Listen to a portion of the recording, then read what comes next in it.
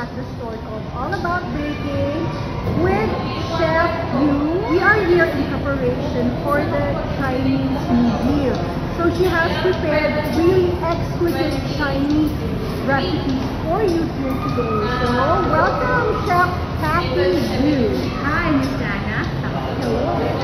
Okay, ma'am, we have prepared a lot of dishes for you to celebrate for Chinese New Year. So we have the lucky noodle, the hot noodle. Then we also have cashew. And we also have pineapple pastry. Okay, so it's a for dessert. Then we also have yung kinakabahan ako kasi ang dami. Ang dami! Actually, parang I read lang na parang there are like 4 or 5 recipes. More.